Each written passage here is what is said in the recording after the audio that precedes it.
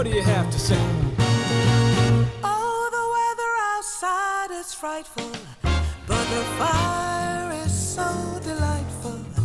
And since we've no place to go, let it snow, let it snow, let it snow. Man, it doesn't show signs of stopping. I don't think so. And I brought me some corn for popping. Are you sharing with me? The lights are turned way down low. Let it snow, let it snow, let it snow. When we finally kiss goodnight, how I'll hate going out in the storm. But if you really hold me tight, You know I will. all the way home I'll be warm. And the fire is slowly dying. And my dear, we're still goodbying. What do you mean? But as long as you love me so, let it snow, let it snow, let it snow. Let it snow. Hey. Let it snow. Let it snow.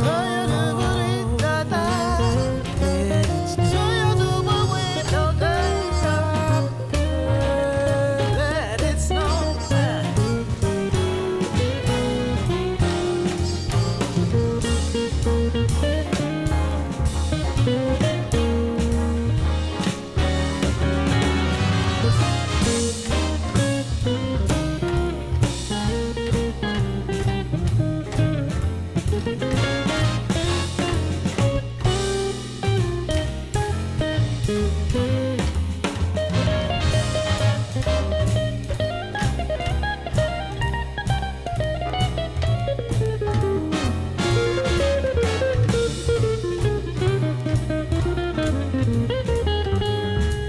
When we finally kiss goodnight, how I hate going out in the storm.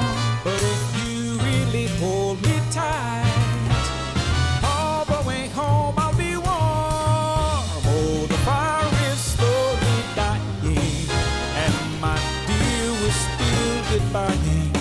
As long as you love me so, let it snow, let it snow, let it snow. Turn away, turn away,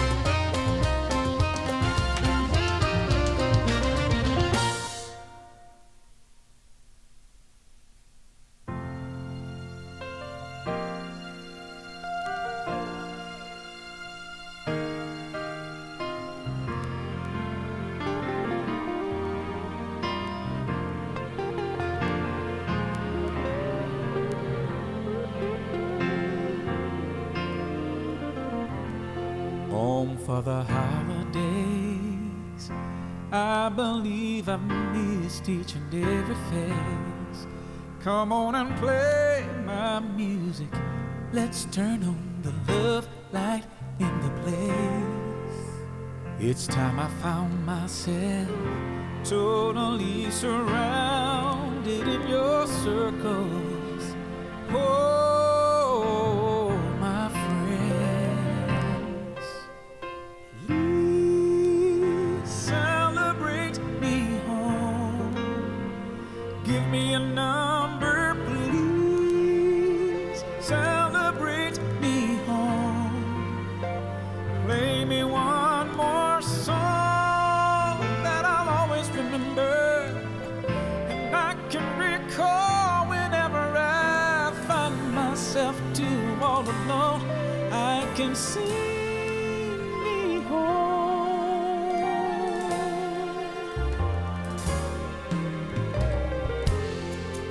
An easy highway, traveling where the westerly winds can fly. Somebody tried to tell me, but the men forgot to tell me why. I gotta count on being gone.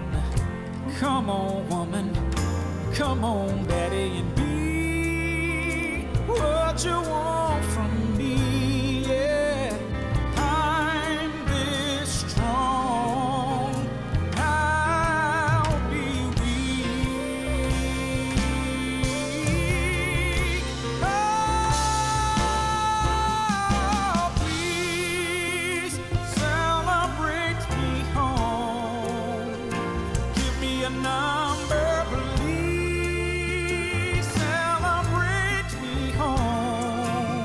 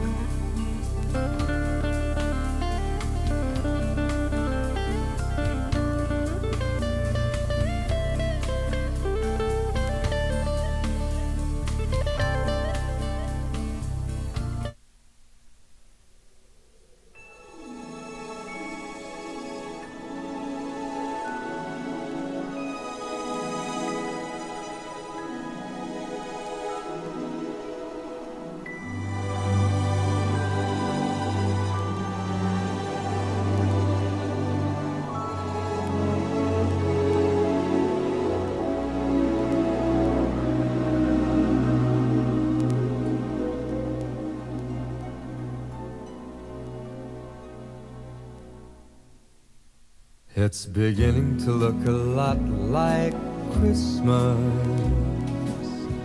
everywhere you go. Take a look at the 5 and 10. It's glistening once again with candy canes and silver lanes that glow. It's beginning to look a lot like Christmas.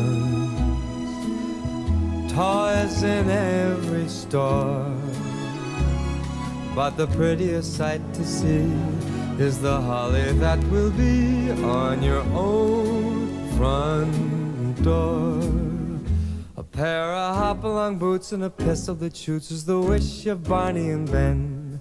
Dolls that'll talk and will go for a walk is the hope of Janice and Jen.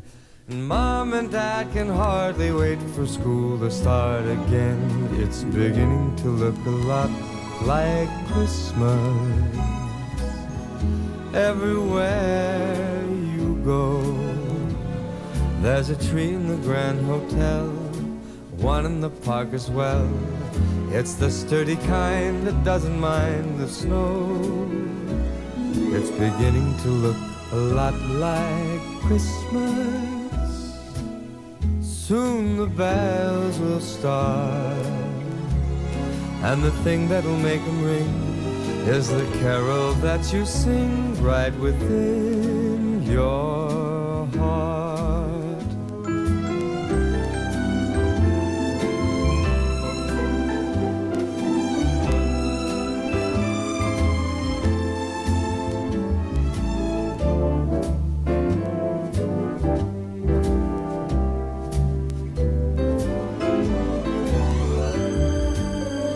It's beginning to look a lot like Christmas. Toys in every store, but the prettiest sight to see is the holly that will be on your own front door. Sure, it's Christmas once more.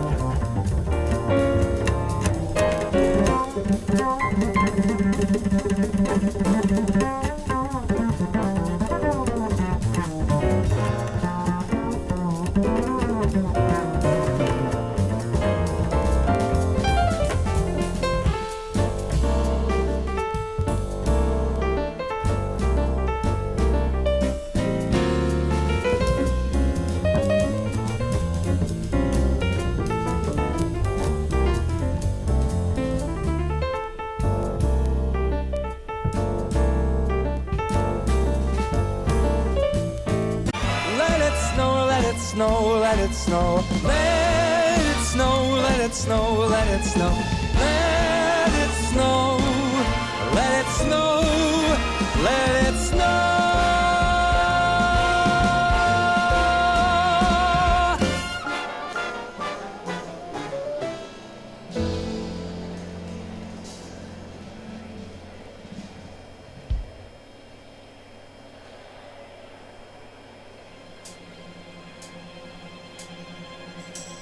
You poured the brandy, baby, dressed the tree.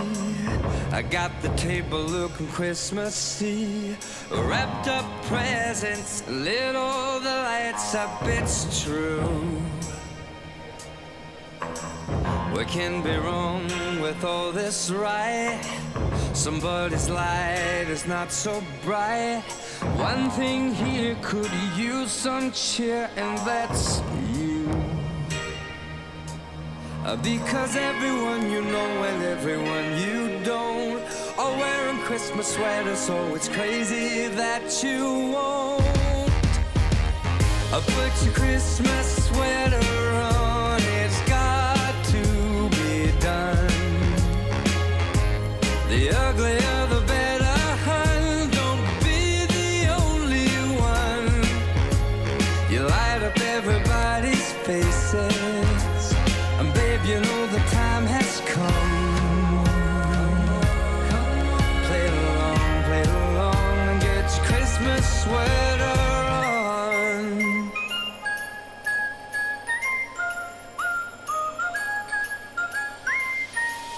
It doesn't matter if you don't look cool. Everybody's following the Christmas rule. Remember December, forget everything that you know. Oh, and you gotta try to put your pride on pause. Show a little reindeer or some Santa Claus. Ain't no hiding, I'm happy to go to get your sweater, baby, 'cause I just can't wait to come and join the party now before it gets too late. Yeah, put your Christmas sweater on. It's got to be done. Oh, the uglier the better, hun. Don't be the only one.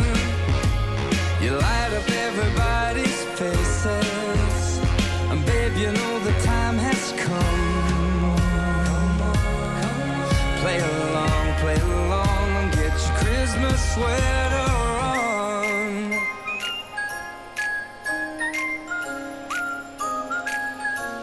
Oh, let's go.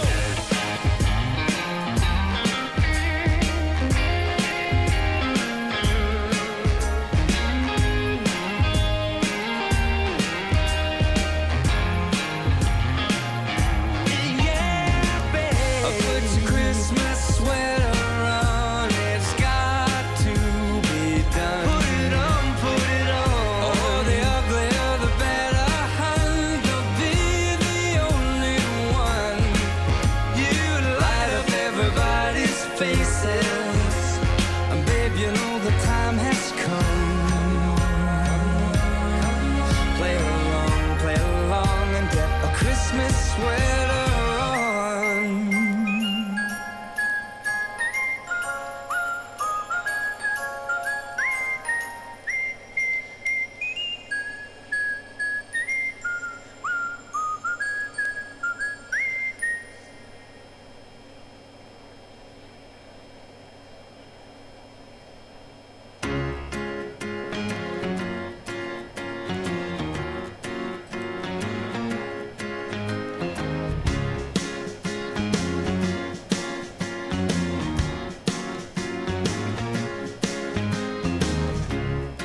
I'm not surprised, not everything lasts. I've broken my heart so many times I stopped keeping track. Talk myself in, I talk myself out. I get all worked up, then I let myself down. I tried so very hard not to lose it. I came up with a million excuses. I thought of every possibility. And I know someday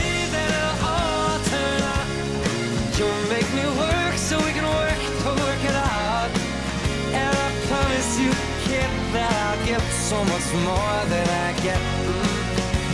I just haven't met you yet.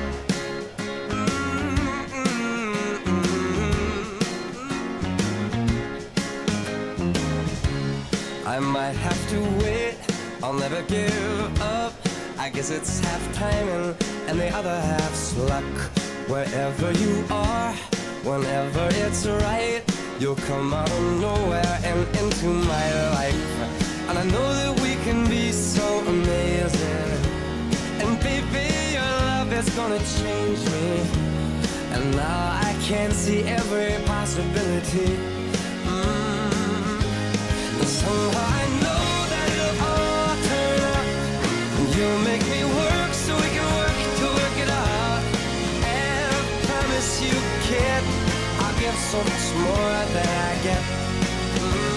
I just haven't met you yet. They say all's fair in love and war, but I won't need to fight it. We'll get it right, we'll be united.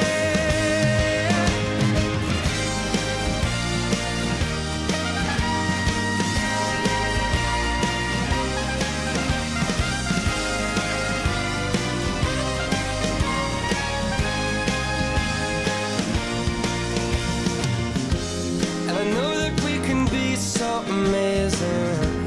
And being in your life is gonna change me. And now I can see every single possibility. And someday I know it'll all turn out. And I'll work to work it out. Promise you, kid, I'll give more than I get, than I get, than I get, than I get. Oh, you know it'll all turn out. And you'll make me work so we can work to work it out. And I promise you can to give so much more than I get. Yeah, I just haven't met you yet.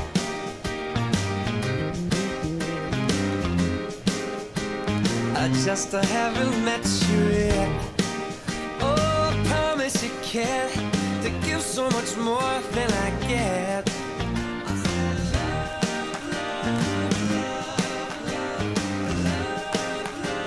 I just haven't met you yet. So I just haven't met you yet.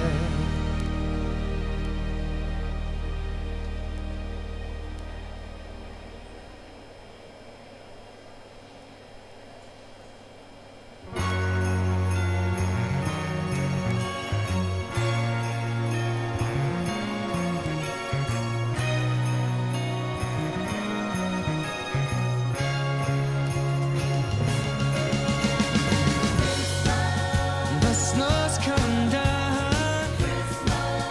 I'm watching it fall. Lots of people around. Baby, please come home. The church bells in town, all ringing in song, full of happy sounds. Baby, please come home. They're singing Deck the Halls, but it's not like Christmas at all. I remember when you were here and all the fun we had last year. Pretty lights on the tree, I'm watching them shine. You should be here with me. Baby, please come home.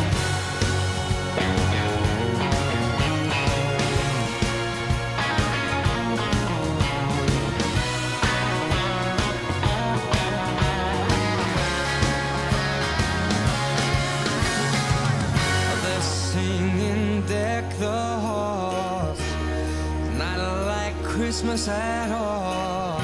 I remember when you were here and all the fun we had last year. Oh, if there was a way, I'd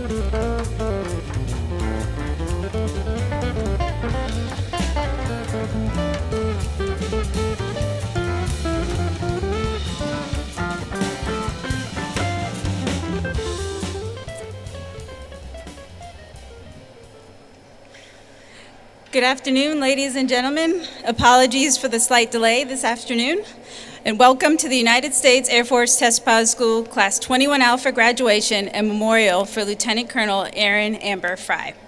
I am Colonel Sabrina Pabon, and I have the honor to serve as the Commandant of United States Air Force Test Pilot School. My co-hosts for this afternoon's event are Major Samuel Blood Wright, the Class Assistant Director of Operations, more commonly referred to as the Class Mom, and Major Matt Flint Stein, the class leader for 21 Alpha. We have a memorable program for you today as we graduate Class 21 Alpha and celebrate our distinguished alumnus. Ladies and gentlemen, please stand for the playing of the national anthem and remain standing for the invocation by Captain Kevin Knapp, 21 Alpha student, and then we will have a moment of silence for Lieutenant Colonel Amber Fry.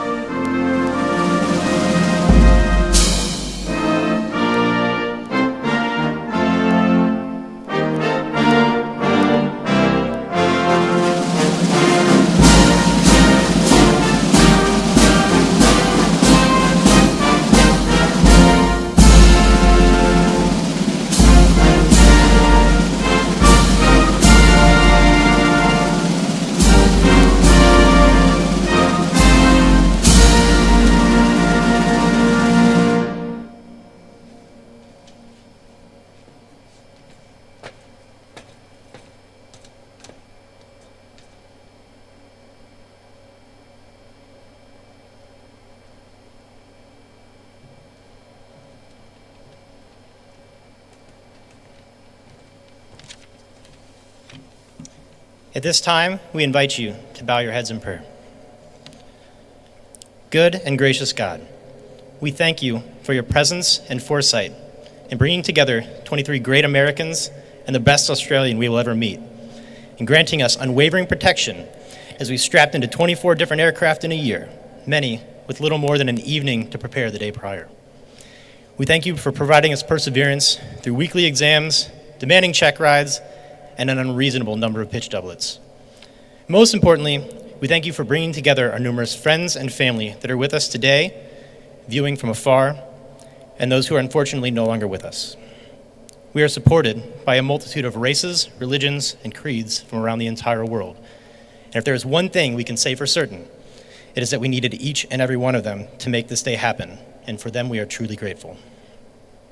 As we leave, We ask that you watch over these men and women in their future endeavors as we put our lives on the line to expand the capabilities of our current and future aircraft systems.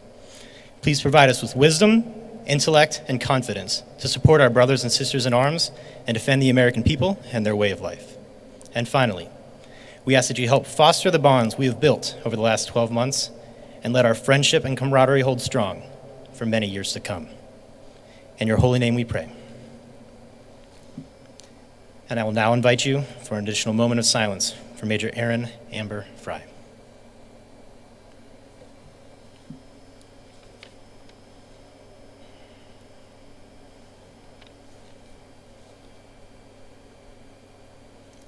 Thank you very much.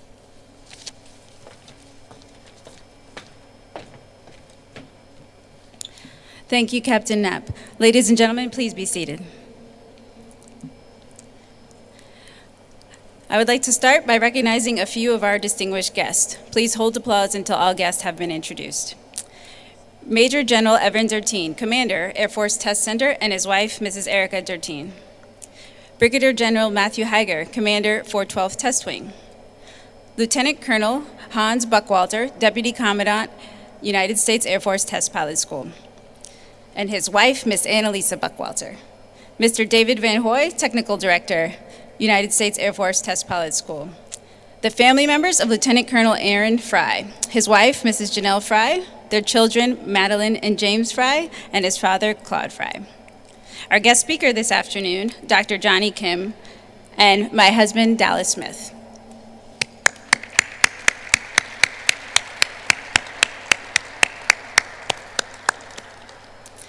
I would also like to extend a very warm welcome to the family members, commanders, and friends of Class 21 Alpha, those that are here in person and also those joining us virtually for this ceremony. A special thank you, of course, first to the people who organized this event, the graduation committee from Class 21 Alpha, the TPS staff, the Club Muroc team for those excellent appetizers, and of course the public affairs and multimedia team.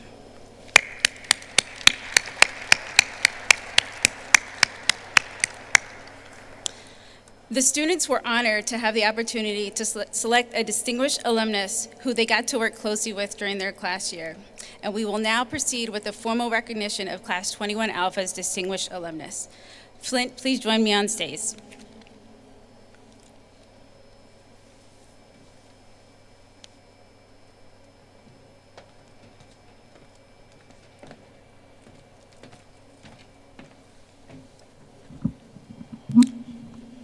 Good afternoon. Major Matt Stein, class leader for Class 21 Alpha. The Distinguished Alumnus Award is presented to a prior United States Air Force Test Pilot School graduate selected by the graduating class that recognizes the incredible contributions of an individual to flight test. This year, 21 Alpha has the unique honor of recognizing an instructor who made a lasting impact on all of us, and we are honored to have the opportunity to memorialize him today as part of our graduation. Lieutenant Colonel Aaron Amber Fry was born on July 1st, 1979 in Houston, Texas, and grew up in Evergreen, Colorado. He loved the outdoors, and especially skiing. He desired to be an astronaut and attended space camp as a child with encouragement from his parents. The experience solidified his desire to solve tomorrow's problems. He went on to graduate with a degree in aerospace engineering and helped design satellites for Seeker Engineering. Lieutenant Colonel Fry met his wife Janelle in Colorado and was later blessed with twins Madeline and James. His distinguished military career spanned 16 years in the Marine Corps and 1 year in the Air Force Reserves. He first flew AV-8B Harrier stationed out of Yuma, Arizona, flying with the historic Black Sheep unit.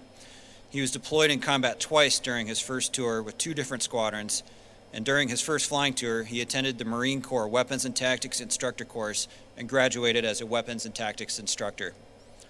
He attended the Air Force Test Pilot School as a student test pilot in Class 12 Bravo, the Testmen. After graduation, he was one of the first to test new combat capabilities in both the AV-8B and the F-35.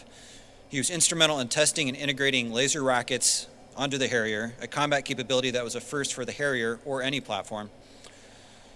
Lieutenant Colonel Fry helped take the capability from captive carry and envelope expansion all the way to weapons effectiveness on the developmental and operational side. Because of his reputation and attention to detail, Lieutenant Colonel Fry was selected as an exchange pilot and to be the United States Marine Corps representative to test all models at the F-35 at the 461st Flight Test Squadron here at Edwards Air Force Base. At the 461st, Lieutenant Colonel Fry was involved in the immense weapons testing surge in which the squadron tested and dropped an unprecedented 30 weapons in 30 days. Lieutenant Colonel Fry expanded the envelope for GBU-12, GBU-49, AIM-9X, AIM-120, and ASRAAM for all United States services as well as for all F-35 partners. He was also instrumental in completing systems design and development for the F-35, allowing for the program to officially enter initial operational capability trials prior to the forecasted date. Lieutenant Colonel Fry was also the project pilot who was the first to test the new chemical and biological gear for the F-35, an intolerable task that he tackled without hesitation and with his distinctive positive attitude. After the 461st, he moved across the ramp as the maintenance officer and test director for the Marine Operational Test Squadron, the VMX-1, where he continued to advance the F-35's capabilities on the operational side. He shepherded most of the major mission systems evaluations that led to the Marine Corps being the first service to declare initial operational capability for the F-35. Additionally, he was involved in cold weather operations testing, weapons deployment testing, and ship deployment operations. Lieutenant Colonel Fry separated from the Marine Corps to join the Air Force Reserves in the 370th Flight Test Squadron, where he returned to test pilot school as a beloved F-16 instructor pilot.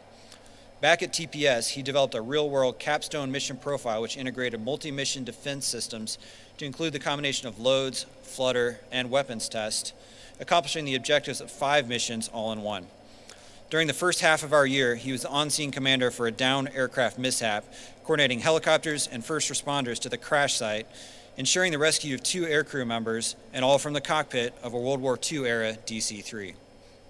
We had the privilege of getting to know Lieutenant Colonel Fry for only a few short months, but it was immediately obvious to us that he was an exceptional human being. He elevated those around him with positive and addicting attitude. He will always be known best for his superior abilities as an aviator, his professionalism, integrity, his dedication as a father, and above all for his hilarious dad jokes. We are honored that Lieutenant Colonel Fry's wife, Janelle, is here with us today to accept this presentation on his behalf. Please join me for a round of applause for a distinguished alumnus and family.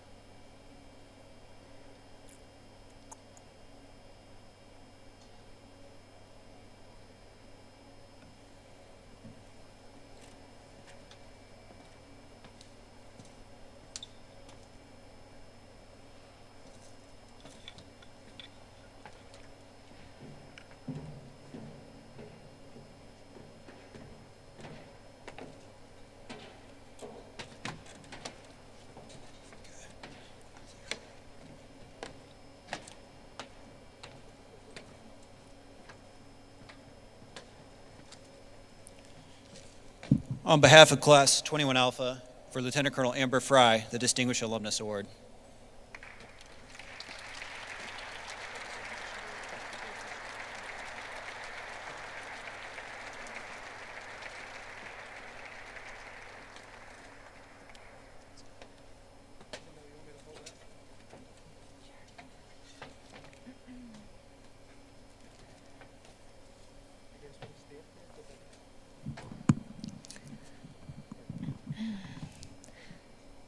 Thank you, and congratulations, Class 21A graduates. It is an honor for myself to be here, along with our children, Madeline, James, and Amber's father, Claude. It is with great humility that we accept this award on behalf of Amber. I can see him smiling now, saying, "Best day of my life," as he often did each day.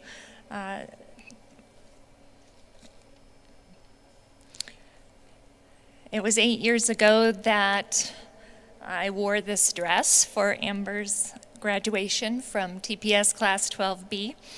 I remember feeling the excitement and anticipation after a year of watching the timeless drive, the endless hours of studying, and I'm just so honored to be among all of you, Amber students, and congratulate you on all of the perseverance and dedication that you've put into to come to this point. I have been reading a little bit about utilizing your potential and responsibility to live as I've been working through the last few months since Amber's passing. And I remember in 2003 when Amber was packing up his bags and I dropped him off for his flight across the country to start his basic training with the Marine Corps. And he had typed me a letter on his grandmother's antique typewriter.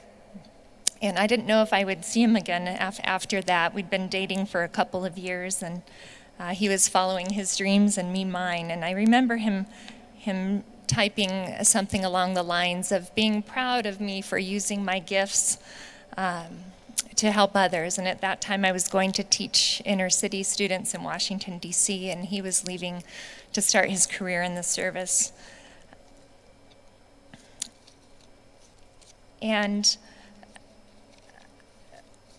I feel that Amber will live on through all of us, through all of you, as you go your separate ways after graduating today.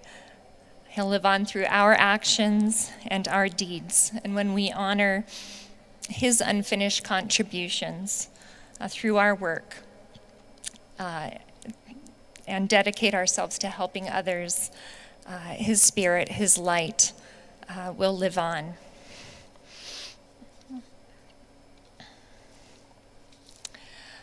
I remember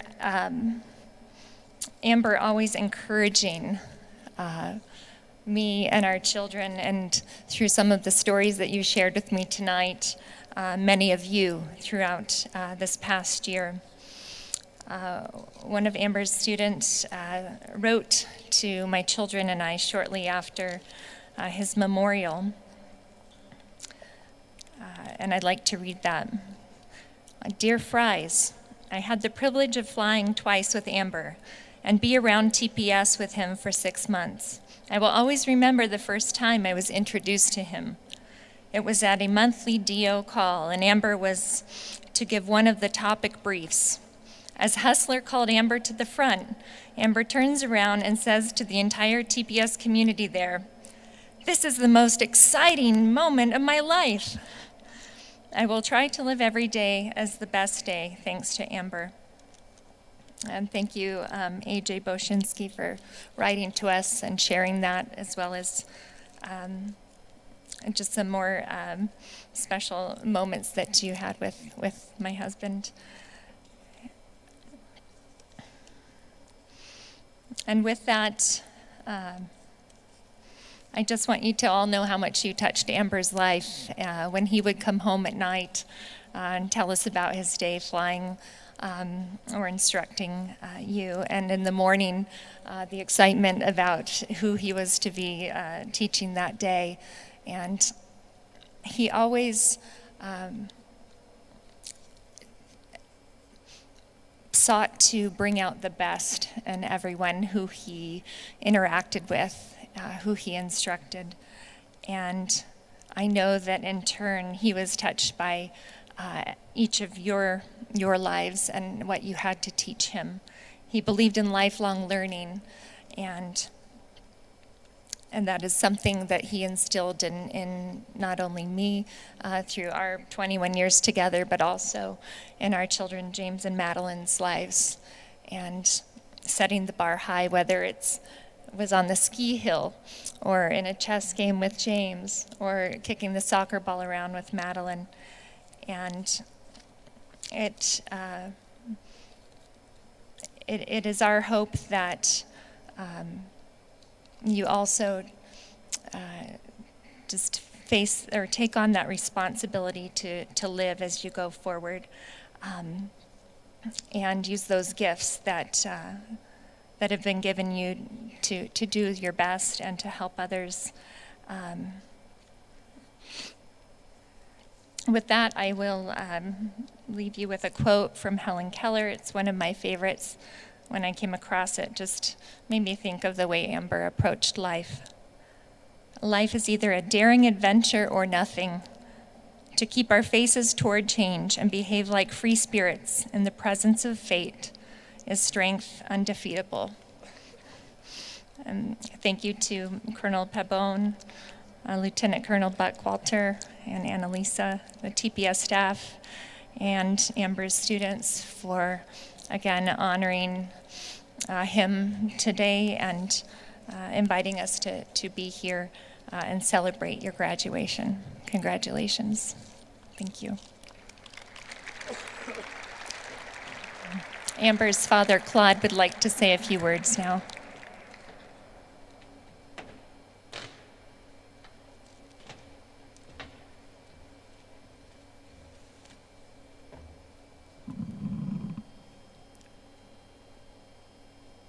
There's one thing I want to be sure that all of you graduates learned from Amber. And clearly his dad jokes, what I heard about the singing from the pilot seat and some of his flights, and what I heard from what a lot of the staff got up here at the memorial service and said about him. He never took himself too seriously. That's quite different from taking what you do seriously. When you think about why you're doing what you're doing and for whom the end point is of the people for which you're doing it, is the people who will be using those weapon systems, flying those planes, performing whatever maneuvers or coordinations you do. They rely on you to make sure all of those systems work well.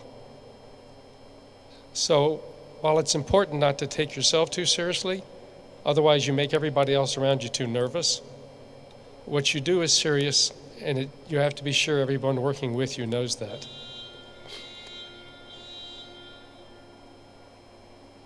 I want to be sure you also know one of the lessons Aaron learned from his father. One of the most fun things I ever did was when he got me in the T-45 training simulator. And he showed me how to start it, and I taxied it, took off. About 60 seconds later, says, "Oh, Dad, you ripped off the landing gear. You didn't bring them up soon enough." So restart, take off, fly around, just fly around for a few minutes. And I thought, well, I'll try things I think a plane like this should do. And first thing I tried was a loop, and that worked. And I tried a barrel roll, and that worked. And an Immelman, that came out okay. And a double Immelman, okay, this is fun. And he says, Dad, if you can do that, you could probably fly formation. So another plane shows up on the screen, and I can get close, but I really couldn't line up with it. So he says, well, let me show you how. So he gets in the cockpit. I'm sitting in front of the computer, and he says, well, you come out here, and you look at the tip of the wing and the star on the plane, and you just slide in.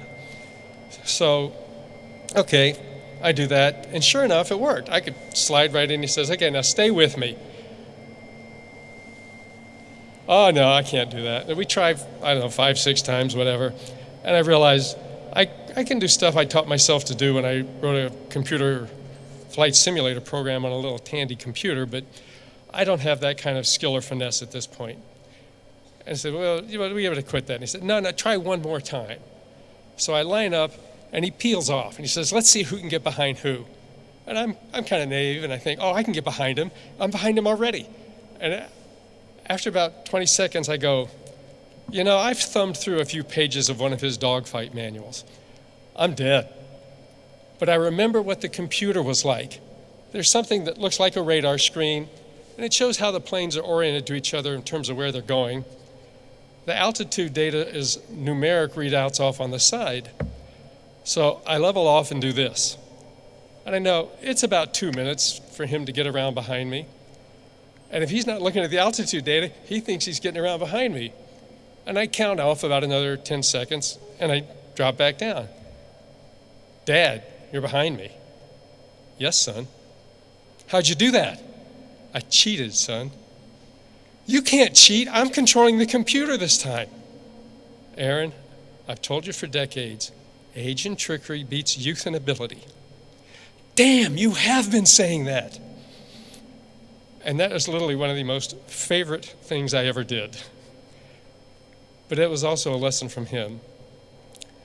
You got to be aware of everything that's going on. And that's also one of the most important things you have to remember when you're focused on one thing, because that's what you're testing. Remember, there's a whole lot going on around you. I hope those are helpful lessons. There's one other thing I've learned from these past few months. I had no idea what a huge family he had become a part of. And the times I've been back here since then, and the people I have met and become close friends with since then, have made it quite clear to me. I'm sorry I don't get to see Raven here today. We will see Joni tonight. And some of you know as Latch. I spent some time with. But also just the caring and hospitableness of so many of you has touched me deeply, and I thank you all. You guys ready to go back now?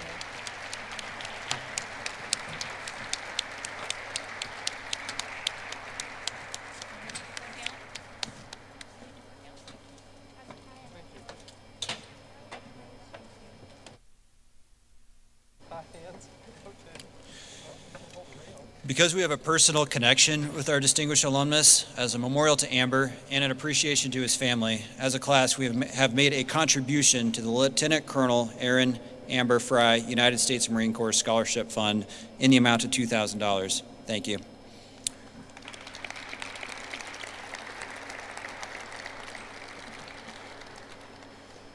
I will now return the stage to Colonel Pabon to introduce our guest speaker for the evening.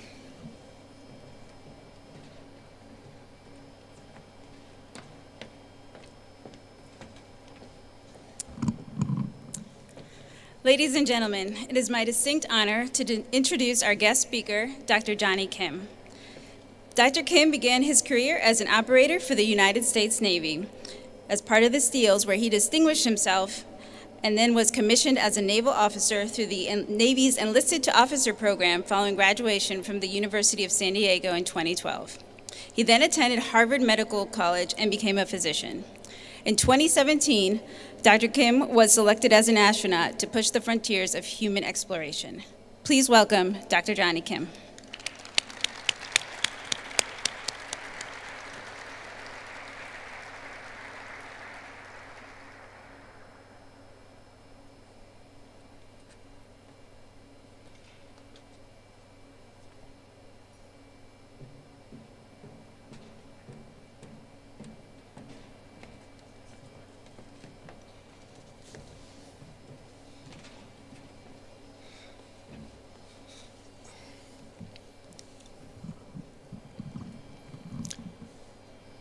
Good afternoon, Class 21 Alpha. To esteemed military guests, friends, families, thank you to Colonel Pabon and Major Wright for having me here today. And I just wanted to say thank you to Mrs. Fry for sharing a little piece of your husband with us. That story particularly touched me. I think we all have a responsibility to live, and it's helpful to have that reminder. So thank you for your support and service. It's an honor for me to be here today to share such a prestigious occasion with you all. I'm Lieutenant Commander Johnny Kim. I'm currently serving as a Navy astronaut at NASA Johnson Space Center. In my previous life, I conducted special operations with Naval Special Warfare, and had the privilege to serve patients on and off the battlefield, first as a combat medic and later as a physician. First, I just want to thank the families that are here today. Families are the backbone of everything we do in our lives, especially in the military. We can't do the things that we strive to do without the love, support, and sacrifices of our families that they make every single day. So if you are a friend or a family member here for a graduate, I'd like to take a brief moment to acknowledge you all. So please stand up.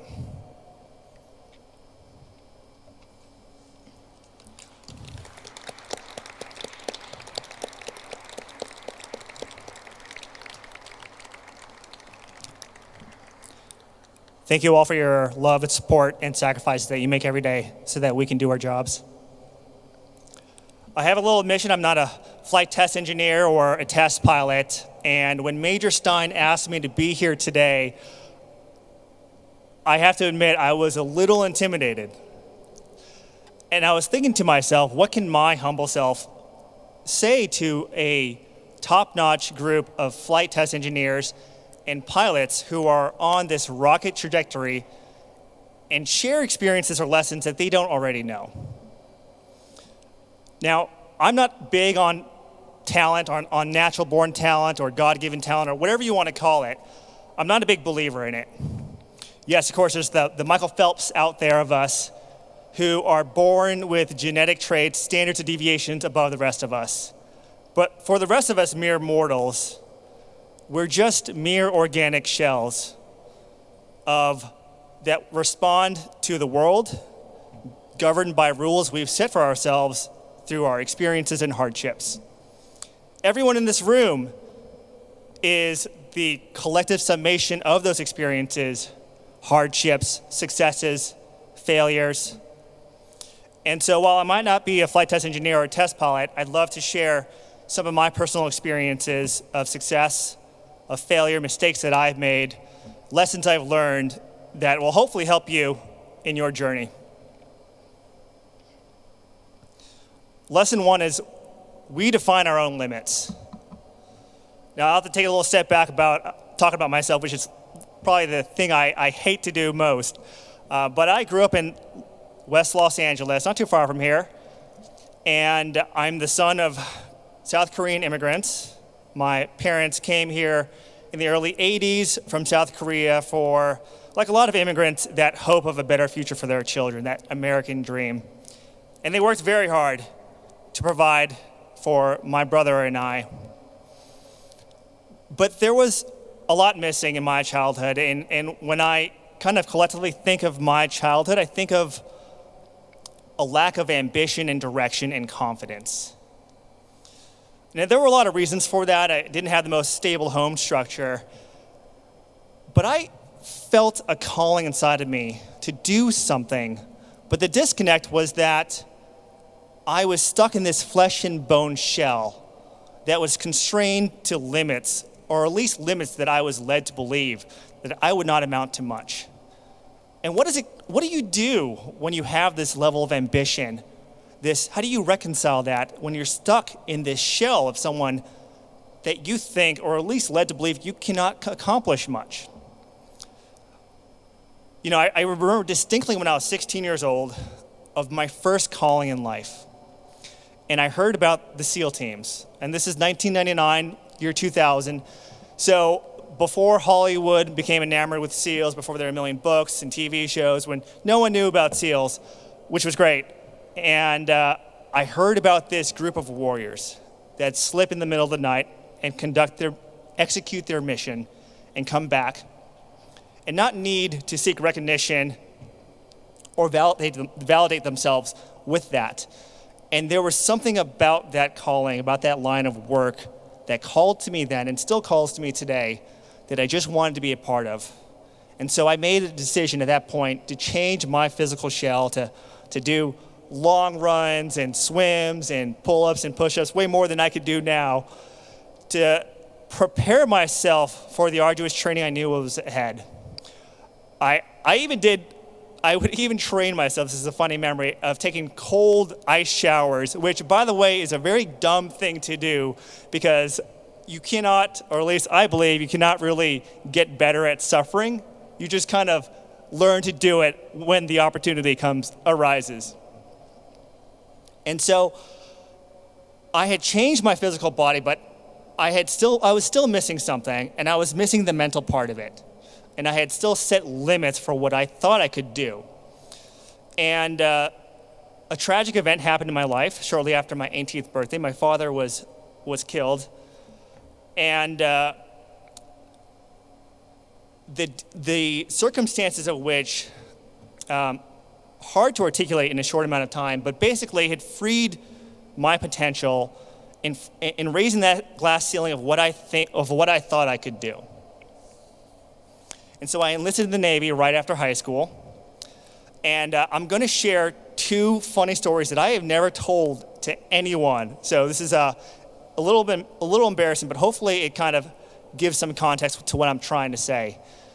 So when I was 16 years old, I passed out when a quite intimidating figure was yelling at me, which is kind of a funny thing to do. So I clearly remember this person was kind of a coach-ish figure, and I had done something, I had executed some maneuver or whatever we were doing poorly, and I was getting yelled at, and I passed out from it. And now, being a physician, I know the medical jargon for that is a vasovagal response, and I clearly remember it. I felt lightheaded, and I was getting yelled at, and I got lightheaded and dizzy, and my extremities felt tingly, and the next thing I know, I'm on the floor. And it was a really jarring and scary experience for me, not because of the experience itself, but because I had wanted to be a SEAL. And as far as I was concerned, Navy SEALs don't pass out when they get yelled at. The other experience I've had, which I've, again, never shared with anyone, so it stays in this room, right? I was in Navy boot camp, and I don't know if they still do this, but the last day of training in Navy boot camp is called battle stations, where you go from various stations. It's a 24-hour evolution, and you go from various stations doing, like, it's a really bad Navy day. You're like putting out fires on the ship. You're wearing a gas mask. It's fun. But for someone training to be a Navy SEAL should not be too strained. It was just a 24-hour evolution. And I remember, like, I was standing in line for, I can't even remember what. It was like hour 20 or hour 21, and I fell asleep standing up. I have never fallen asleep standing up. And I fell asleep, I had one of those buckling maneuvers. I fell on the ground. I woke up on the ground, and I was embarrassed, and I shook myself off. But it was, again, scary for me because I'm trying to be this Navy SEAL, and if I can't stay up for 24 hours, what makes me think that I'm going to be able to survive 5 strenuous days of Hell Week in the upcoming SEAL training program that I was about to embark on? Well, if you know the story, I made it through. I learned a lot of things, and I'm not going to go into details of what SEAL training were like or what the war was like, but I surprised myself, and I realized that the limits I had put on myself were fake. Everyone in this room, we place limits on ourselves every single day. Other people place limits on us, and they're fake. And you don't know they're fake, you don't know they're glass ceilings until you break through them, and you'll surprise yourself. And how this applies to you all is you all are going to tread that line of pushing the limits, of pushing the envelope of what limits are for your airframe and for your abilities. So never make assumptions, and you will free yourself knowing that limits are imposed on ourselves.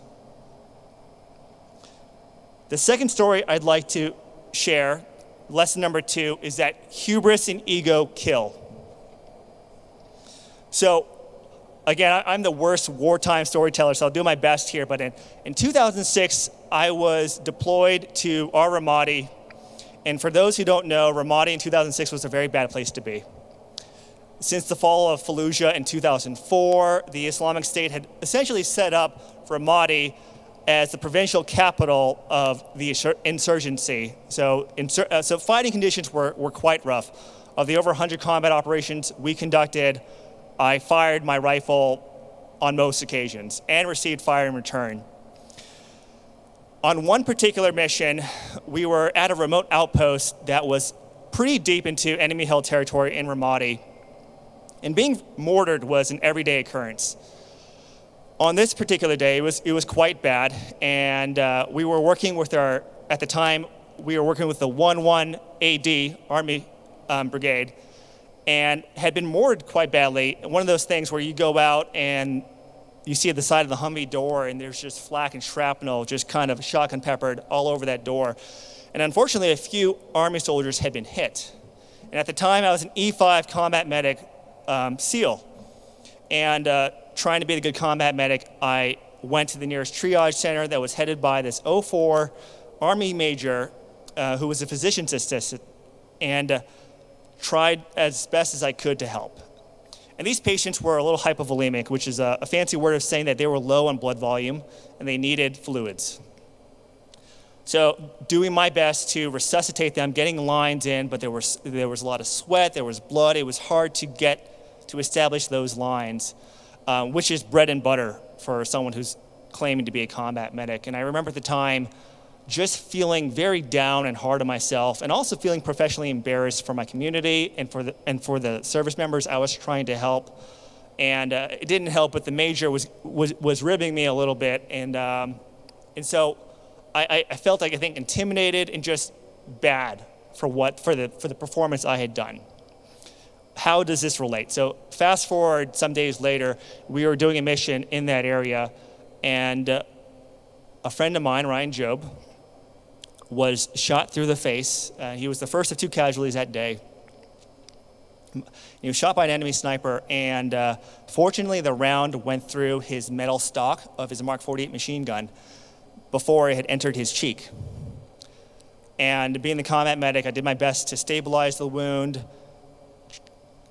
maintain his airway, and bring him back to Camp Ramadi, where there were a high echelon of care of surgeons and physicians, nurses waiting for him. But along the way, being in the APC, it was just me and Ryan and the privates driving this APC. They had stopped off at the same triage center that I was working at. And I knew, just to set the context of this place, it was a 30 by 30 concrete room, no running water, no electricity. I knew it wasn't the right place for my friend. We needed a high echelon of care, and it wasn't there. And of course, the privates were following orders. They wouldn't listen to me. So we stopped off at that place, and the major there was trying to do his assessment. But again, Ryan was severely wounded and needed surgery, and that place wasn't the right place to be. And I believe this major was trying to do the best he could. But I think when ego and hubris gets in the way, bad things can happen. And he wanted to insert a nasopharyngeal airway into Ryan, which is a nasal trumpet meant to maintain someone's airway. And I had learned at that time that you would never insert such a device into someone's nose if you suspect maxillary fractures, which you can imagine if you're trying to push in this nasal trumpet, you're pushing in bone or shrapnel into those cavities. It's probably not a good thing to do. And certainly Ryan had those injuries, having been shot through the face. And I pleaded for my friend, knowing that this would hurt him very, very much. And a long story short, I was distracted from having to clear and safe my weapon. But after that event, I came back and the deed was done. And I remember the copious amounts of blood that my friend Ryan was coughing, and he was significantly hurt from the procedure. And I think I remember the face of the major, and everyone in that room realized that this was outside of our level of care that we could provide, and that Ryan needed to get to a major medical center. And so my requests to get to Camp Ramadi were then fulfilled. But that event has stuck with me. It sticks with me to this day. Rank has no place for doing the right thing. Ego and hubris has no place when it comes to safety and doing the right thing. And I say that, and I have brought NASA, we know very well that hubris and ego have no place when it comes to safety. And I share that personal story with you all, and I know it's something that you all are very familiar with, but be sure to always maintain a posture of humility, of communication with your subordinates, with your colleagues, such that when someone needs to bring something to your attention, regardless of their rank or their expertise, you're able to listen. I think I'm grossly going over time, so I will quickly summarize this last lesson. But this last lesson I have here is that we can always come back from failure. And the personal experience I'd like to share with you all goes to that same combat deployment. And to set the scene, we were very early on in our deployment, and we were very green and very inexperienced, and we were working with the local Marines and Army who were conducting recce patrols throughout the city. And my small element had worked with our colleagues to set up overwatch sniper positions so that our friends patrolling the streets could be covered by our snipers, and we could engage the enemy if we needed to. Now, this was kind of a Swiss cheese of an event, but being so green, we had taken a little bit longer to set up that overwatch position. And what we didn't also realize is that the recce patrol led by Recce Army was about an hour ahead of schedule. And of course, we were having communications problems, so we were unable to communicate our new positions because the initial overwatch position we were trying to get to wasn't a great spot. We had realized that they weren't the best of angles, so we had adjusted to a new spot. And so the lack of communication, the changing in timelines, resulted in a pretty significant blue-on-blue event, which I won't go into the details of, but it was a pretty jarring and scary event.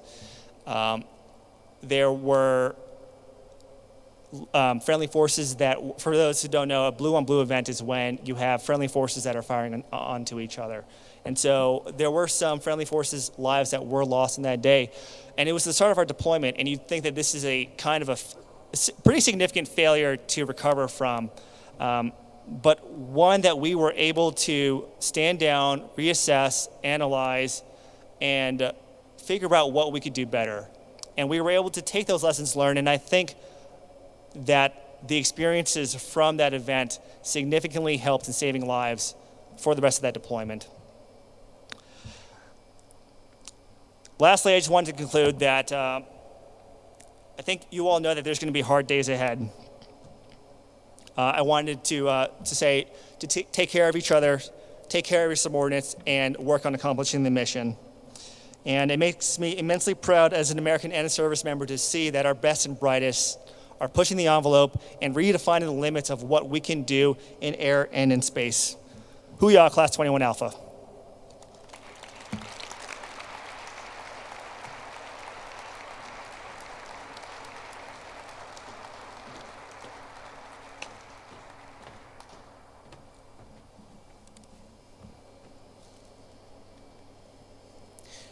Thank you, sir, for sharing your candid stories and your inspiring words of wisdom with us all today. If I could invite you back up, as well as Major Stein, we have a small gift for you, or the class does, rather.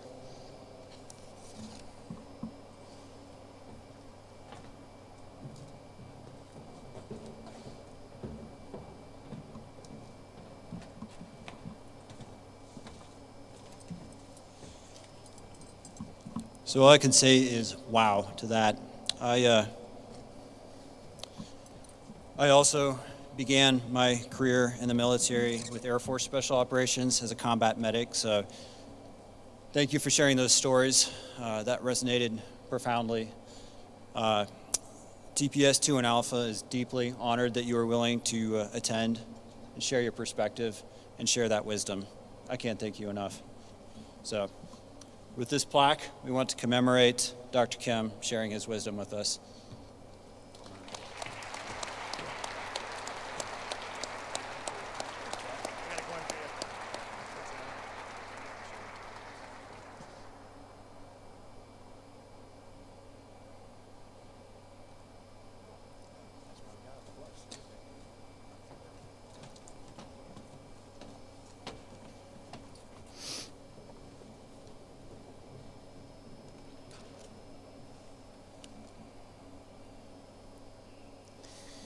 This graduating class consists of 11 experimental test pilots, 9 flight test engineers, 2 experimental test combat systems officers, and 2 experimental test remotely piloted aircraft pilots.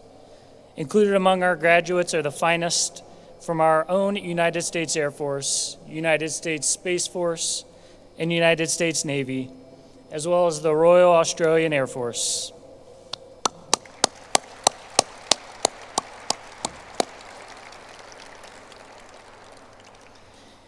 These students have completed one of the most demanding courses in the world. Each student completed over 2,500 hours of academics and 120 hours of flight training. Each student had 6 hours per day of instructor contact time, not including academic and flight preparation time. As a final graduation exercise, the students demonstrated learning from across the curriculum by planning and executing real-world test management projects. Students, please stand as your test management project, also known as TMP, is presented. Class 21 Alpha's projects included Have Extreme Base. The Have Extreme Base TMP tested a miniature missile model mounted in various positions in a WASP pod carried under the wing of the F-16D. The program aimed to better understand the cavity environment where weapons are carried on current 5th gen and future 6th gen fighter aircraft. 6 degree of freedom sensors, pressure transducers, and high-speed cameras were mounted within the pod to collect high-frequency data and flow visualization. The miniature missile was mounted at 2 different locations within the cavity and 1 location below the cavity to simulate post-release conditions.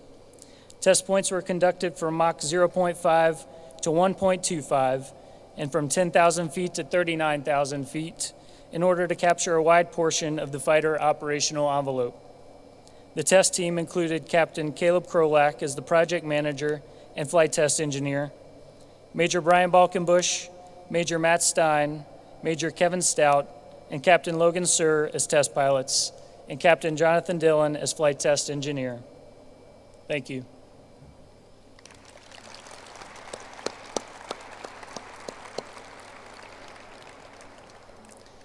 The No Toads TMP team.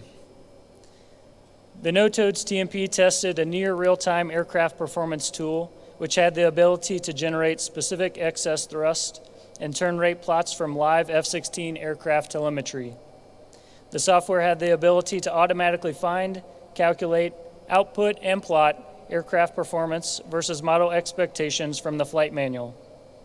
Students flew a combination traditional dedicated flight test techniques of level accelerations and stabilized turn performance, along with other flight test and operationally relevant maneuvers. The test team manually marked when data were within tolerances, which closely matched the time windows automatically identified by the software. This demonstrated a potential to drastically reduce the amount of flight time and labor traditionally dedicated towards performance flight test.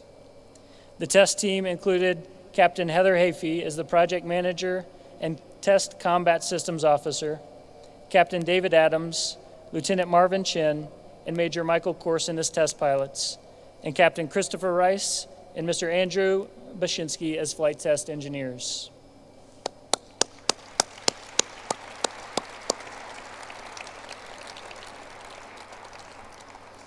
HAVDO TMP team. The HAVDO TMP tested a series of artificial intelligence or AI agents which were trained in simulation to complete rejoin and 1v1 tasks. Tasks were flown with and against virtual, which are generated on board, constructive, which were flown by a human in a ground simulator, and live, which were airborne F-16 with telemetry, aircraft, which presented the AI agents with varying levels of state information and real-world noise. AI agents were able to directly control the Learjet 25 testbed aircraft through the variable stability system, which included automated safety trips, as well as multiple methods of safety pilot override. This project was a follow-on from Class 20 Bravo's Have Cylon TMP and continues TPS's pursuit of AI flight test research. The test team included Captain Tyler Brown as the project manager and test weapon systems officer, Flight Lieutenant Vlad Bismarck, Captain Cody Boswell, and Captain Chad Waldorf as test pilots, and Captain Kyle Kennerly and Captain Kevin Knapp as flight test engineers.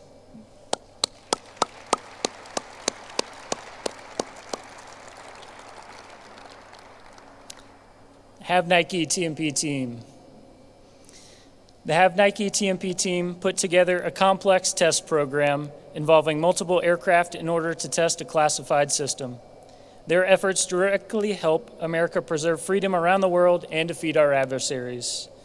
The test team included Major Alexander Schuler as the project manager and test pilot, Captain John Burns and Captain Evan Rocha as test pilots, and Captain Gregory Allen, Captain Andrew Baxley, and Mr. Luis Bobadilla as flight test engineers.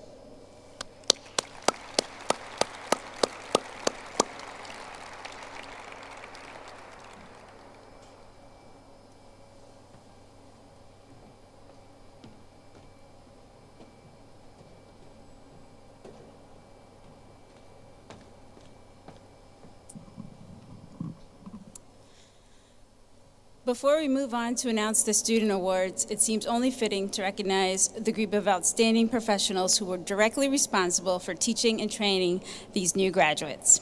Although many of them are not here in person today, please join me in a round of applause for all of the TPS faculty and staff, including attached personnel, past and present.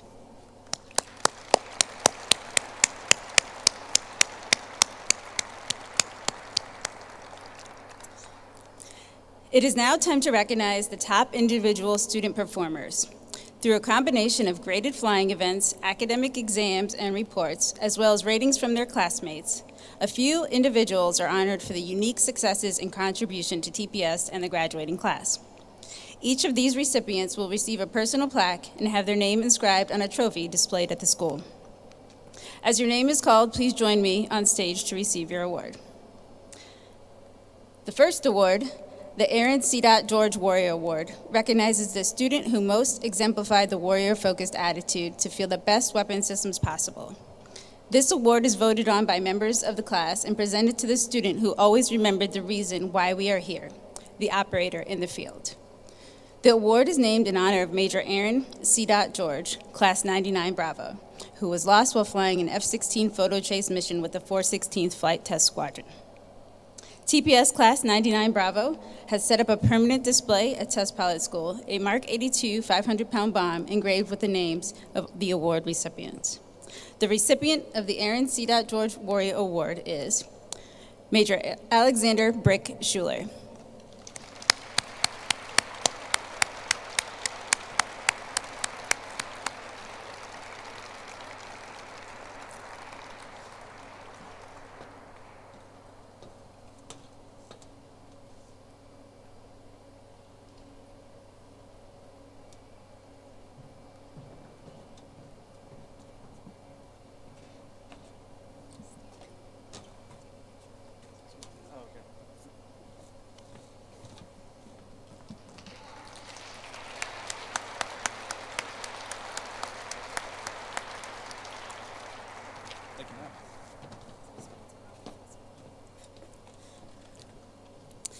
The Onizuka Prop Wash Award, the second award, is the Ellison Onizuka Prop Wash Award. This is given to the one person who contributed the most to the class spirit and morale.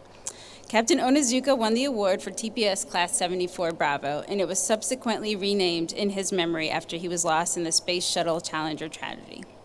The recipient of the Onizuka Prop Wash Award is joining us virtually today, Captain Tyler Code Brown. Congratulations, Code.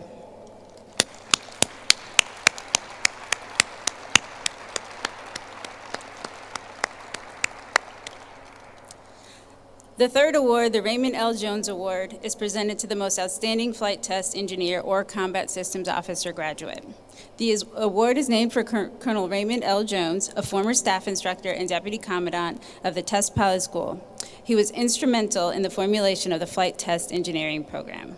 The recipient of the Raymond L. Jones Award is Captain Gregory Shepard Allen.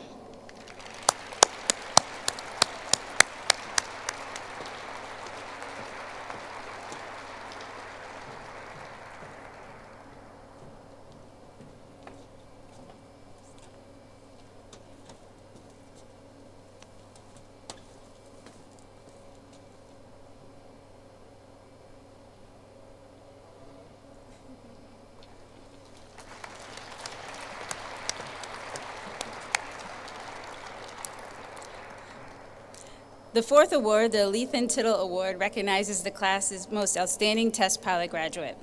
The award is named after Frank Lethan, TPS Class 61 Charlie, who was lost in 1966 while flying with the Thunderbirds, and Major David Tittle, TPS Class 55 Delta, who was lost in 1966 while testing the XV-5 vertical takeoff and landing aircraft here at Edwards Air Force Base.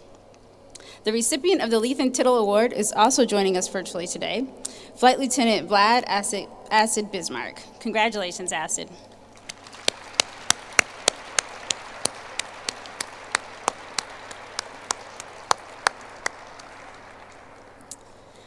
The final recognition is given for individual distinction. The students of Class 21 Alpha have worked extremely hard during the past year, with 3 students earning the title of Distinguished Graduate. When your name is called, please stand to be recognized. The distinguished graduates of Class 21 Alpha are Flight Lieutenant Vlad Acid Bismarck,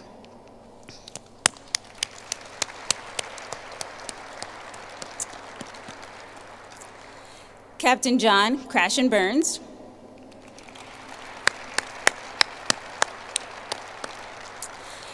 and Major Alexander Brick Schuler.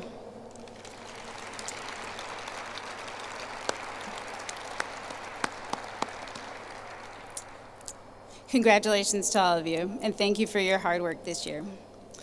I would now like to call Major Matt Flint Stein back to the podium to provide his class leader address.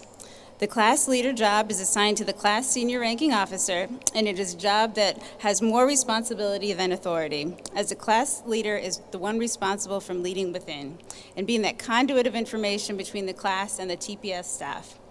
Flint got the privilege of doing all this while simultaneously being a student along with all of his classmates. We met with Flint weekly over the last year, and he never failed to display the kind of leadership and professionalism that we expect of our flight test leaders. Flint, thank you for all of your hard work as the class leader. The floor is yours.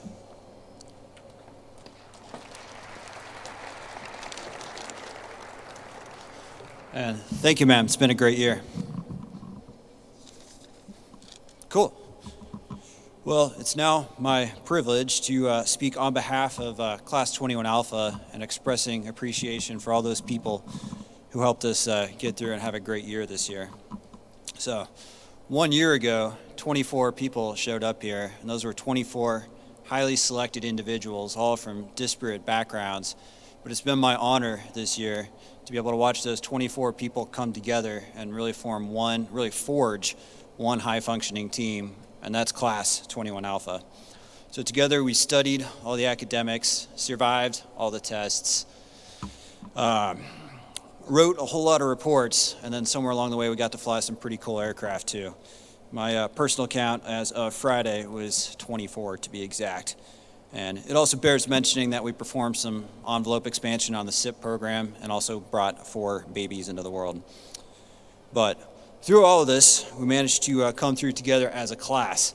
So I was continually impressed all year with how cohesive the class remained and the level of camaraderie that was sustained throughout the year. So that level of cohesion was what really helped this class come together and succeed as a team. So to all the fellow members of Class 21 Alpha, I look forward to working with each of you in the future. Next group I'd like to express our gratitude would be to the staff. So for your continuous dedication and teaching and mentoring, it never failed, and we deeply appreciate all of that. Flight test is an esoteric profession, but you continually made sure that we had all the requisite skills necessary for success. Isaac Newton is often credited with one of my favorite quotes, and that is, "If I've seen but a little farther, it is because I stand on the shoulder of giants," and that is definitely personified here. So thank you for everything you've done, and then thank you also for your patience. And then your patience with BZ's yelling, or Crashin's continuous soliloquies on the F-16, or Acid's language barrier as an Australian, and also the general saltiness that some academic instructors might have thought was present in the class. We really appreciate all the staff never losing sight of the vision of training and producing the next generation of flight test professionals. Finally, and perhaps most importantly, I'd like to express appreciation to the families of 21 Alpha. So Each student here has had a really challenging year, but each of those associated families have as well. So particularly those who had spouses and children, there are a lot of weekends and a lot of evenings sacrificed for things like flight preparation for the next day or studying for the next day's exam. And I can say firsthand that we could not have done it without you. So we deeply appreciate that, and your support is immeasurable in value. So in conclusion, before cueing the video, it's been a long, difficult year, but as one of my emergency medicine mentors said, the hotter the fire, the stronger the steel. So there's also been some incredible learning and some amazing opportunities that have come up this year. So Edwards, as a place of legends, so as we move on and move forward into our next jobs, I look forward to seeing what each of you accomplish. So with that, please play the class video.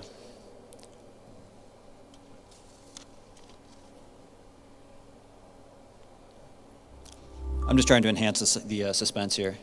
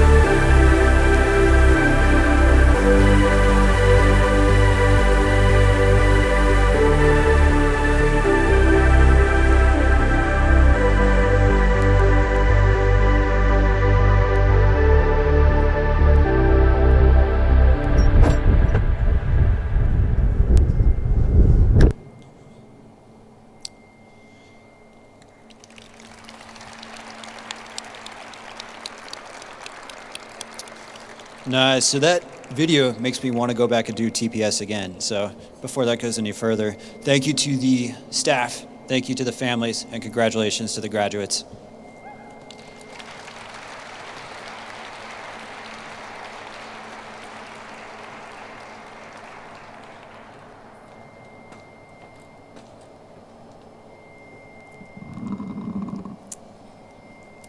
All right, and now for the moment we've all been waiting for. We will now graduate the students of Class 21 Alpha. Class 21 Alpha, please stand.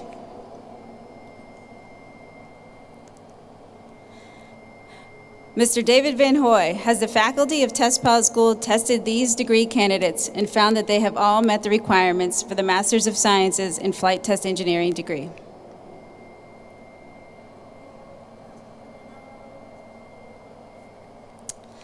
Then on behalf of the Air University Commander, by the virtue of the authority vested in him by Congress of the United States, I hereby confer upon you the degree of Master of Science in Flight Test Engineering, with all the rights, honors, privileges, and responsibilities here and everywhere pertaining to this degree.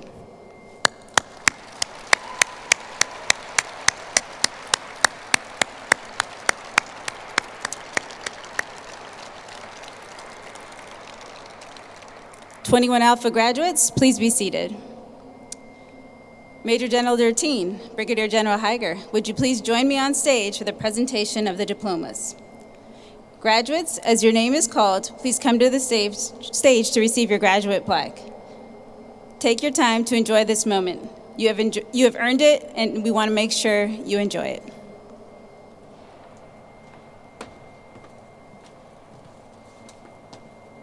Where do you want us, Poco?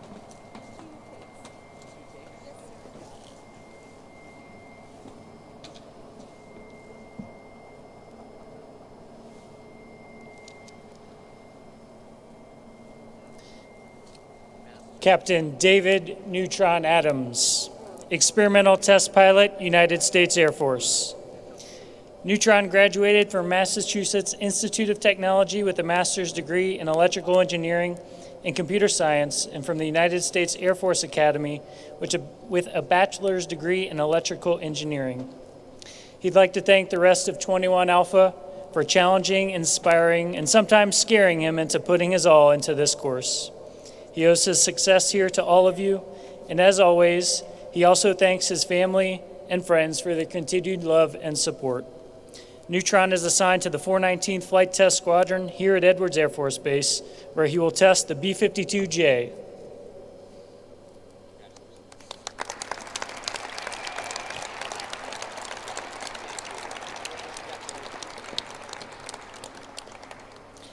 Captain Gregory Shepard Allen, Flight Test Engineer, United States Space Force.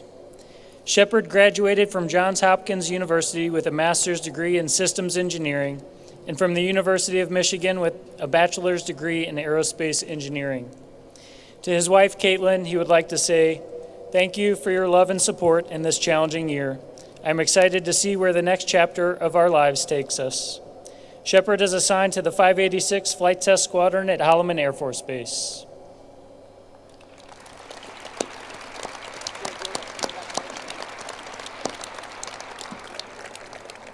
Major Brian B.Z. Balkenbush, Experimental Test Pilot, United States Air Force. B.Z. graduated from the University of Arkansas with a master's degree in aerospace engineering and from the University of Colorado with a bachelor's degree in mechanical engineering. He would not be here without his wife and his best friend, Becky.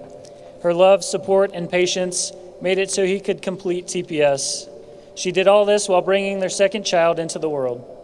He would also like to thank his daughter Amelia and son Connor, whose love, smiles, and laughter always brought a smile to his face. Thanks also to his 21 Alpha classmates. He would not have made it without them either. Lastly, thanks to his family, as he would not be the person he is today without their guidance and support. BZ is assigned to the 419th Flight Test Squadron here at Edwards Air Force Base, where he will test the B-1B.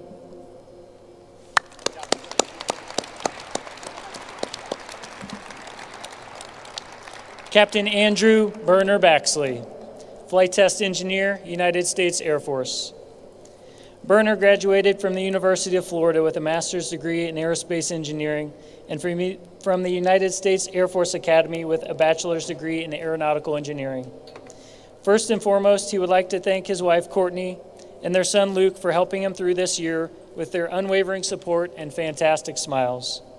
To the rest of his family, he would like to say thank you for helping me get to where I am today. And to 21 Alpha, thanks for all the fun times that made this year worth it. Berner is assigned to the 461st Flight Test Squadron here at Edwards, where he will test the F-35.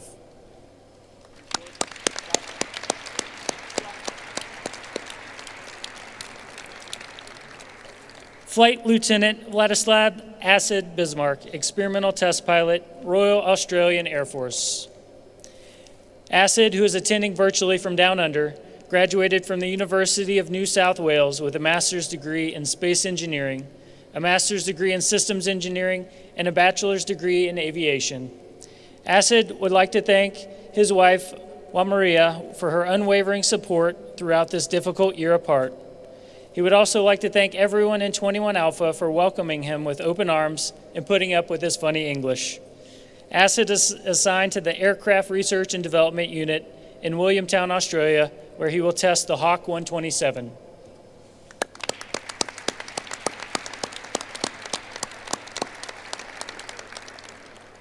Mr. Luis Bolt Bobadilla, Flight Test Engineer, United States Navy. Bolt graduated from the California Polytechnic San Luis Obispo with a bachelor's degree in aerospace engineering. Bolt would like to thank his wife, Kristen, for all the support, encouragement, and love from afar over the year. He would also like to say thanks to the Naval Air Weapons Center, WD family, and all the folks who made this possible. It has been an immense honor and privilege to be selected as the first U.S. Navy civilian to attend the United States Air Force Test Pilot School. And finally, thank you, 21 Alpha, for welcoming him into the Air Force family. Teamwork makes the dream work. Bolt will return to the Air Test and Evaluation Squadron 3-1 at Naval Air Weapons Station, China Lake.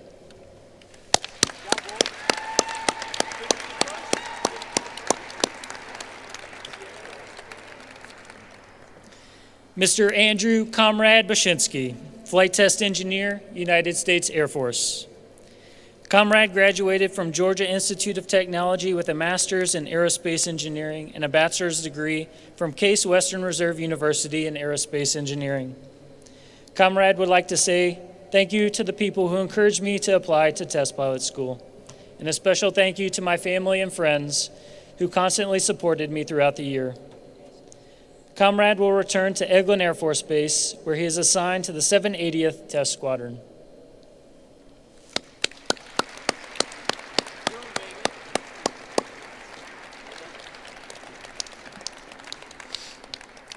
Captain Cody Void Boswell, Experimental Test Pilot, United States Air Force. Void graduated from Rice University with a master's degree in mechanical engineering and from the United States Air Force Academy with a bachelor's degree in mechanical engineering. Void would like to say thank you, Quincy and Owen, for all the support. I can't wait to spend some hard-earned time with you guys. Thanks, Mom, Dad, MJ, and Al for helping our family throughout this year. Thanks, Lute and Kelly, for watching Nut and helping with Owen. Love you guys. Void is assigned to the 416th Flight Test Squadron here at Edwards Air Force Base, where he will test the F-16.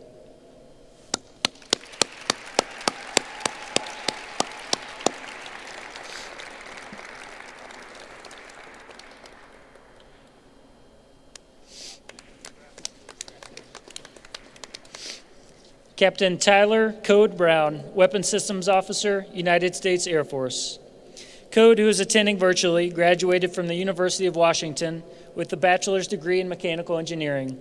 He is currently working on his master's degree in aerospace engineering from the Air Force Institute of Technology. Code would like to say, dude, big thanks to my family, friends, and Class 21 Alpha for their support. This was a crazy year with amazing opportunities, and we all did it together. Blackjack. Code is assigned to the 40th Flight Test Squadron at Eglin Air Force Base, where he will test the F-15EX.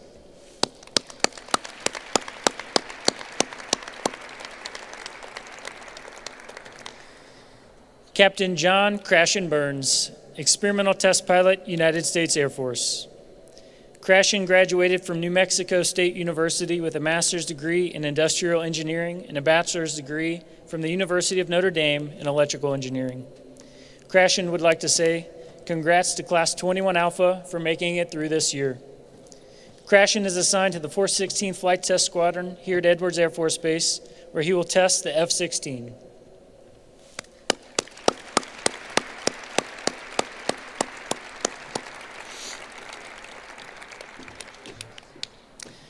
Lieutenant Marvin Ice P. Chen, experimental test pilot, United States Navy. Ice P graduated from the University of California, Los Angeles with a bachelor's degree in electrical engineering and from the University of Southern California with a master's degree in electrical engineering. Ice P would like to thank his wife, Samantha, for her unwavering love and support throughout this year. She gave birth to their first child, Auguste, who has taken on the difficult role of mother to a newborn while also being the spouse of a TPS student. Without her support, he could not have made it through this year. Ice P would also like to thank the Air Force and Air Force Test Pilot School family for welcoming Samantha and him with open arms. The exchange tour has been nothing short of memorable and one of the greatest privileges of his career. Ice P is assigned to the Air Test and Evaluation Squadron 3-1 at Naval Air Weapons Station, China Lake, testing the F-18.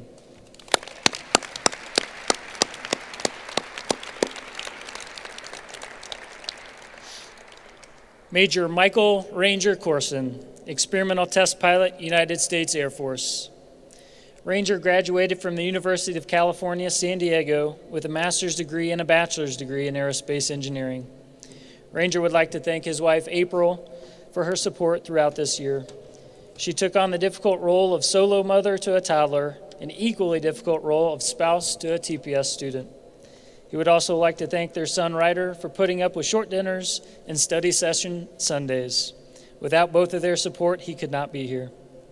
Ranger is assigned to the 418th Flight Test Squadron here at Edwards Air Force Base, where he will test the KC-46.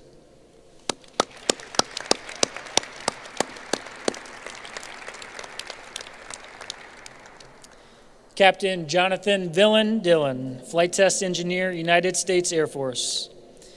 Villan graduated from Baylor University with a bachelor's degree in mechanical engineering. Villan would like to say much love and thanks to my wife, Catherine, who sacrificed so much of her own career so that I could attend test pilot school. Her unconditional love and support got me through this year, and I would not be where I am today without her by my side. Villan is assigned to the 419th Flight Test Squadron here at Edwards, where he will test bombers.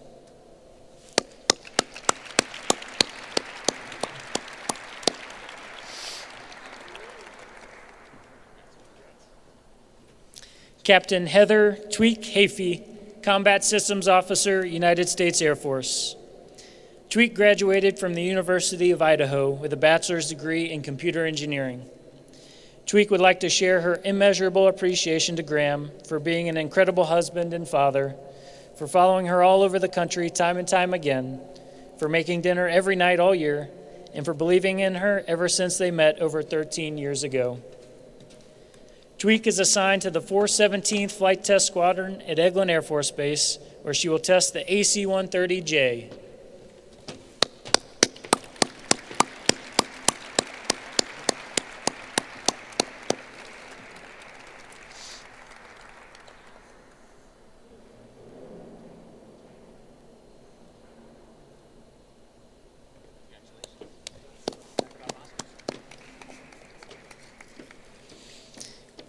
Captain Kyle Spock Kinnerly, Flight Test Engineer, United States Air Force.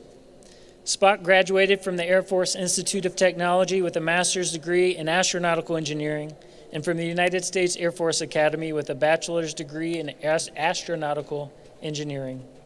Spock would like to say thank you to my family, friends, and Class 21 Alpha for the encouragement, patience, and when necessary, blunt guidance. I would not be here without y'all. It has been a year. Thank you for making the challenges tolerable and the moments of joy memorable. Spock is assigned to the 416th Flight Test Squadron here at Edwards Air Force Base, where he will test the F-16.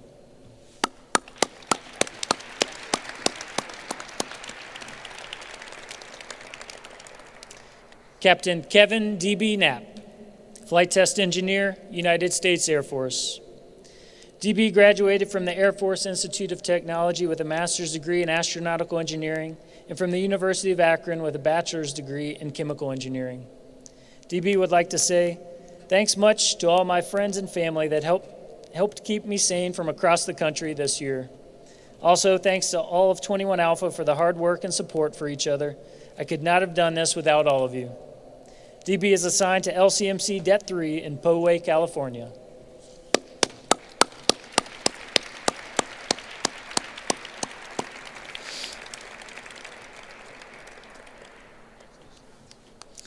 Captain Caleb Queso Krolak, Flight Test Engineer, United States Air Force.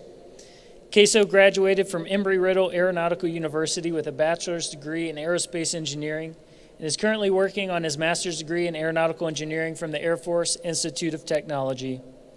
Queso would like to say, thank you to 21 Alpha for the opportunity to learn and work alongside all of you. Also, thank you to my family and friends for supporting me through all of this. Queso is assigned to a cool place where he will test interesting things.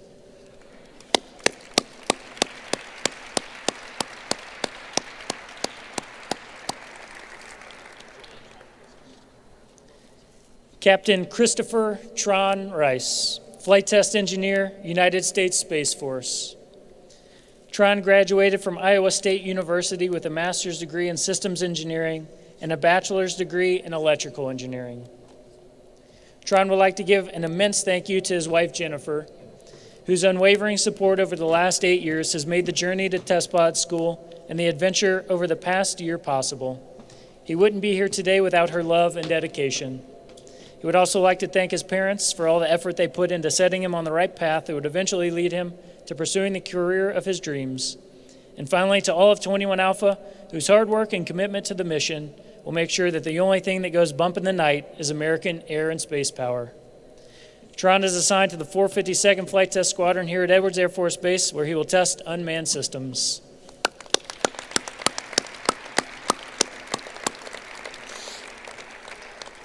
Captain Evan Rage Rocha, Experimental Test, Remotely Piloted Aircraft Pilot, United States Air Force. Rage graduated from Texas Tech University with a master's and a bachelor's degree in electrical engineering. Rage would also like to thank his wife Brianna for all of her love and support throughout the year. Also for taking care of their major life events from afar, such as wedding planning. Thanks to his family for cheering him on throughout the year and putting up with all of his pictures. Thanks 21 Alpha for being such an awesome group of people, and he's glad to have gone through this with all of you. Rage is assigned to the 452nd Flight Test Squadron here at Edwards Air Force Base, where he will test unmanned systems.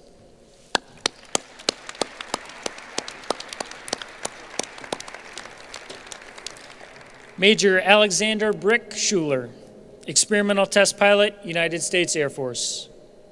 Brick graduated from the University of Washington with a bachelor's degree in aeronautical and astronautical engineering. Brick would like to say, first, I want to thank my best friend and love of my life, Nikki. Your support, help, love, and time have made the journey towards graduation from TPS possible. I can't wait for the next chapter with you. Next, I want to give a shout out to Ray Zay for encouraging me to apply to TPS and all of your support to get here.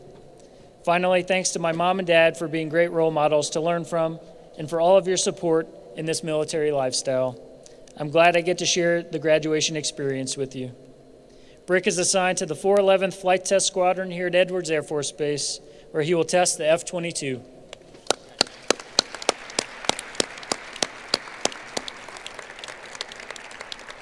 Major Matt Flint Stein, Experimental Test Pilot and Pilot Physician, United States Air Force.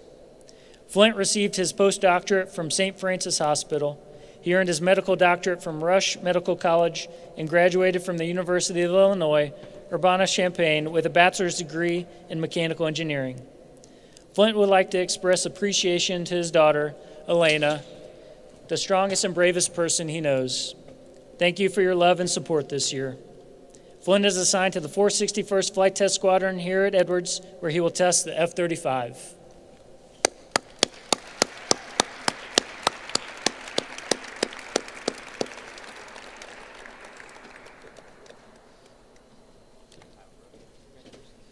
Major Kevin Spudnik Stout, Experimental Test Pilot, United States Air Force. Sputnik graduated from the Massachusetts Institute of Technology with a doctorate in Space Systems Engineering and a master's degree in Aerospace Engineering, and from the University of Texas with a bachelor's degree in Aerospace Engineering. Sputnik would like to say, Andrea, Ellie, and Dad, thank you for everything. You've been beyond patient, loving, and supportive, and I'm so thankful for our family. Huge thanks to 21 Alpha. Looking forward to continuing our friendships in the future. Also thanks to Lupus and Mir, who several years ago helped guide me toward A-10 attack. Sputnik is assigned to the 40th Flight Test Squadron Det 1 at Davis-Monthan Air Force Base, where he will test the A-10.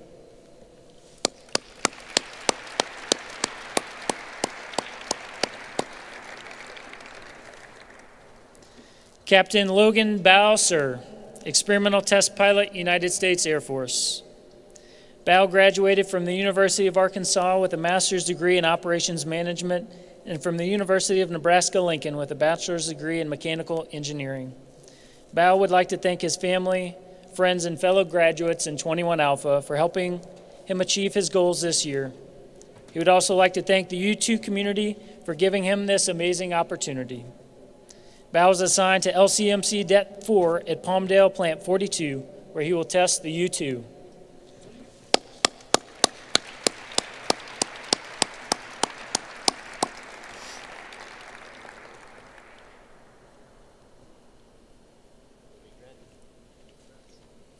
Captain Chad Lift Waldorf, Experimental Test Remotely Piloted Aircraft Pilot, United States Air Force.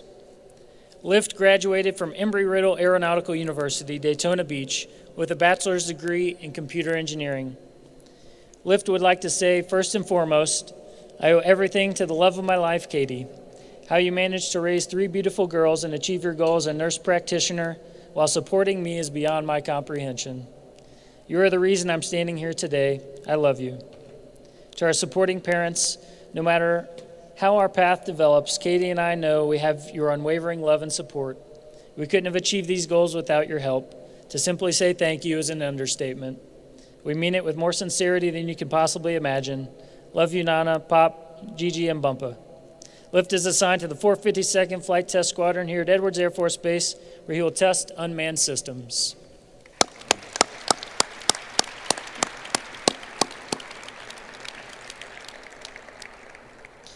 Major General Durteen, Brigadier General Heiger, and Colonel Pabone, thank you.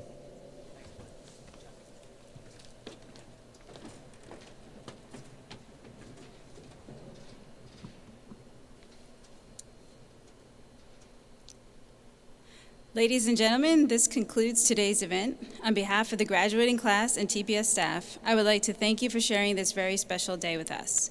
Please join me in a final round of applause for our newest group of flight test professionals.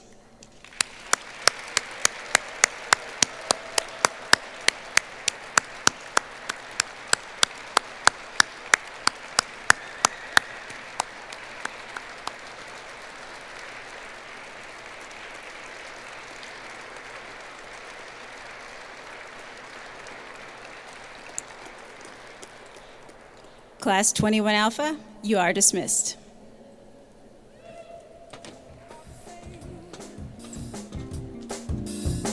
Sunshine, she's here, you can take a break. I'm a hot air balloon that could go to space. With the air, like I don't care, baby, by the way.